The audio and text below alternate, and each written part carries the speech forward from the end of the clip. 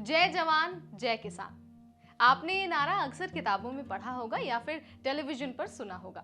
ये नारा दिया है भारत के दूसरे प्रधानमंत्री लाल बहादुर शास्त्री जी ने। 2 अक्टूबर को पूरा देश गांधी जयंती के साथ साथ देश के पूर्व प्रधानमंत्री लाल बहादुर शास्त्री जी का जन्मदिन भी मनाता है। देश के दूसरे प्रधानमंत्री स्वर्गीय लाल बहादुर शास्त्री जी अपने सादा जीवन और उच्च विचार के लिए जाने जाते हैं। उनका जीवन सभी को प्रेरणा देता है।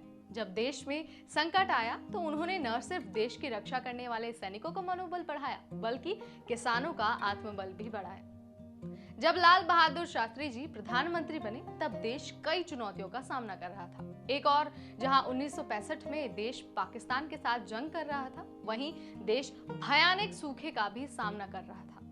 लेकिन इस कठिन दौर में भी लाल बहादुर शास्त्री जी एक कुशल नेता के रूप में उभरे और उन्होंने देश की जमीनी हकीकत को भी अच्छी तरह से समझने का प्रयास किया। इस वीडियो के जरिए हम आपको लाल बहादुर शास्त्री जी के जीवन के कुछ ऐसे पहलुओं से रूबरू कराएंगे जिनके बारे में शायद ही आपने कभी सुना हो या फिर शायद ही कहीं पर पढ़ा हो। तो चलिए शुरू करते हैं।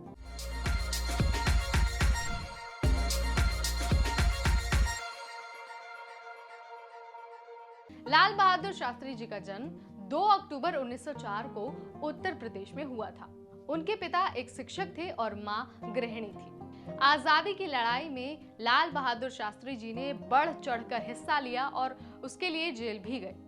वो एक शानदार व्यक्तित्व के धनी थे जिन्हें अनुशासन बेहद प्रिय था। बेहद कम लोग हैं जो शास्त्री जी के वक्त के पाबंद होने के बारे में जानते हैं। आजादी के समय जब उन्हें जेल जाना पड़ा था तब उनकी बेटी की तबीयत खराब हो गई थी। इस दौरान उन्हें सिर्फ 15 दिनों की छुट्टी मिली थी, लेकिन छुट्टी खत्म होने से पहले ही उनकी बेटी का निधन हो गया और वह 15 दिन पूरे होने से पहले जेल लौट आए। लाला लाजपत राय ने आजादी की लड़ाई लड़ रहे गरीब नेताओं की आर्थिक मदद के लिए सर्वेंट्स ऑफ इंडिया सोसाइटी की स्थापना की थी। यह सोसाइटी शास्त्री जी को भी घर का खर्च चलाने के लिए प्रतिमाह 50 रुपए भेजती थी। शास्त्री जी के परिवार का खर्च 40 रुपए में ही हो जाता था। ऐसे में शास्त्री जी ने सोसाइटी को पत्र लिखकर ये कहा कि उनके परिवार का खर्च 40 रुपए में हो जाता है, इसलिए उनकी आर्थिक मदद को घटाकर 40 रुपए कर दिया जाए। क्या आप सभी लोग जानते हैं कि जब देश सूखे से जूझ रहा था तो शास्त्री जी ने घर में ही अनाज उगाकर आंदोलन शुरू किया था। जी हाँ, जब देश में खाद्य संकट था तो उन्होंने देशवासियों से महत्वपूर्ण आह्वान किए। उन्होंने लोगों से कहा कि अपने घर की जमीन पर गेहूं या फिर चावल उगाएं और सप्ताह में एक दिन उपवास जरूर रखें। इस आह्वान की शुरुआत शास्त्री जी ने अपने ही घर में अनाज उगाकर की।